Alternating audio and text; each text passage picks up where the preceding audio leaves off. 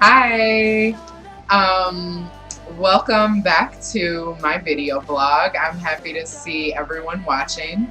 Hopefully we will get a lot more viewers over the next couple of minutes. Sorry it took us so long, everybody. Or we have an ad going right now. But sorry it took us so long, everybody.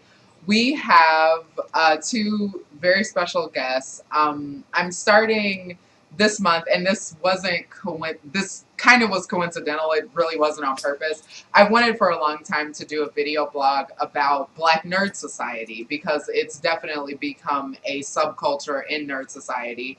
And every week this month, I'm going to do an episode on a specific facet of Black nerd culture. And today's episode is going to be about Black nerds in comic books. Um, I definitely do not have as extensive knowledge in comic books as my two guests today, and that is why they're here, because they're awesome. So I have Corey Green, who has been a very good friend of mine for a really long time. Corey Green is a comic book colorist. He has been a digital comic book colorist professionally for about 10 years.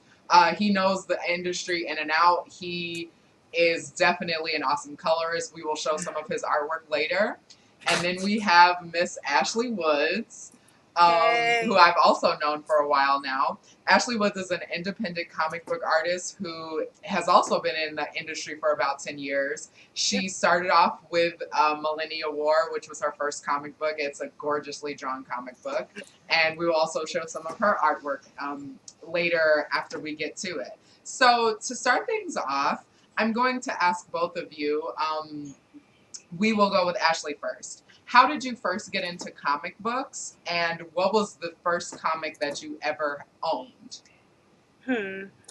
Well, I first got into comics through my mom. She collected comics growing up, and so ever since I was little, I just always been exposed to comics and anime, cartoons, anything in that media. My mom just exposed me to it, and so I pretty much grew up in it. The only thing that's different between my mom and I is that I draw, and she's just still a fan. I guess she writes too, yeah. And first comic I ever owned, I would have to say, is Archie. Um, yeah, Archie. Okay, very cool. Corey, what about you? How did you first get into comics, and what was the first comic book you ever owned or read, whichever you choose to go by? My earliest memories, and I know Kevin's going to laugh his head off at this one. I think the first comic book I ever had was a Superman comic book, uh, Superman versus Parasite, and a Batman comic. When I was a kid, I got into it a little bit, but I kind of fell out of it and ventured into video games.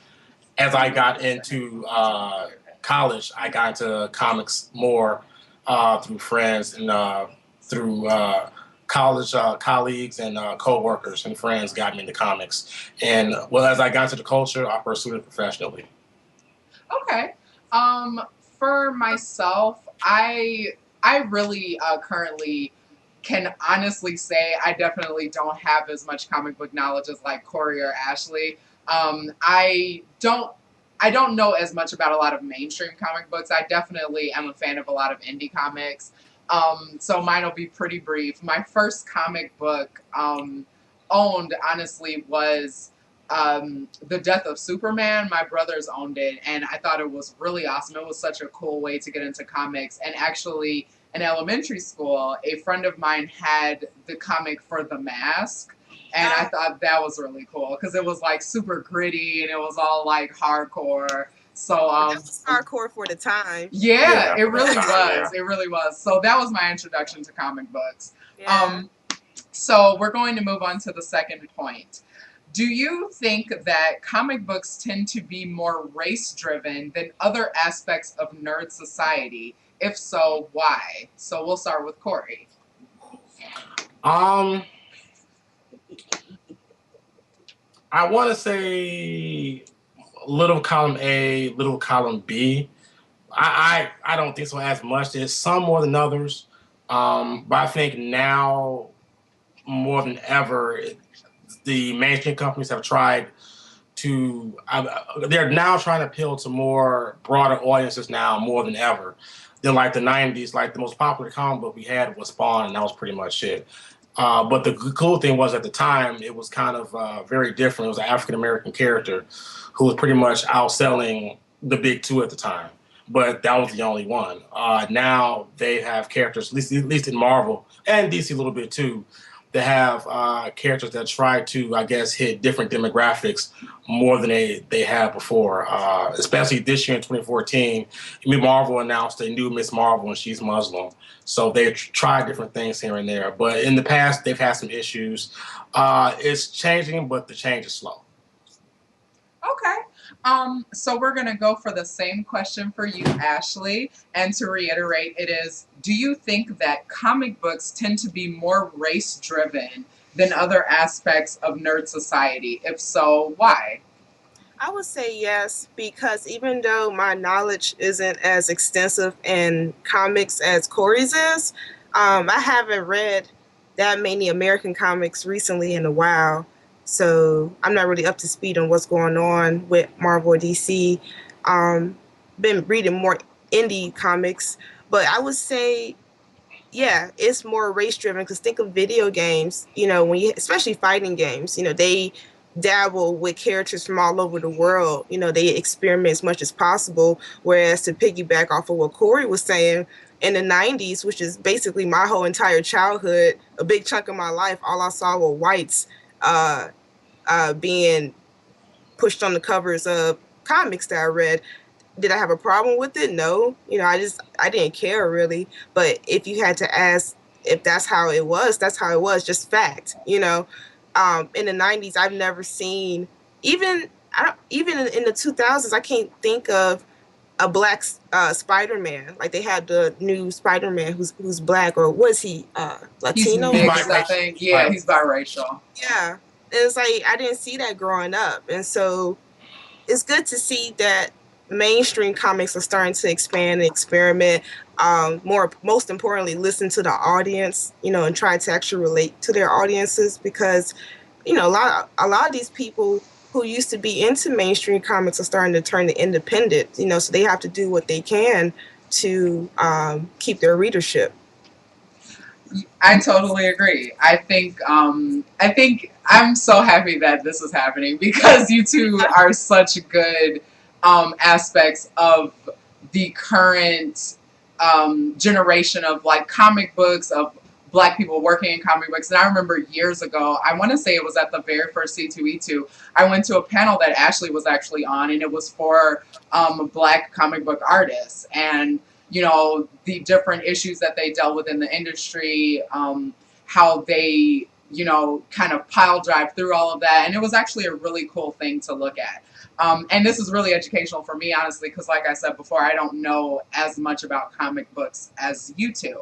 So on to the next point, I'm going to ask, we'll start off with Ashley. Are you happy with the current standard of Black people working in the industry and or actual Black comic book characters?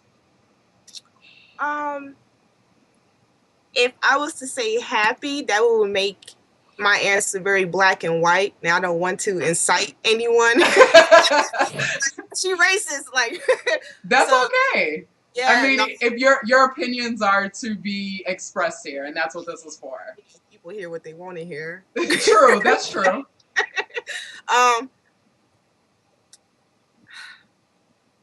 Say the question one more time so I can get it right. Of course. Are you happy with the current standard of Black people working in the industry and or actual Black comic book characters? If I'm not content, I would like to see more on both fronts, in the industry and reflected in the work. It would be nice if everything felt equal. I don't want to go into that any deeper, but just bottom line, it'd be nice if everything was equal. But there's progress being made, so I can't complain too much. I'm pretty much happy. I don't have any complaints. I would say I'm more excited to see the future of what's happening in comics and everything related to that medium. Um, is that a good answer? No, that's a very good answer. Do you have any specific aspirations about the future of comic books?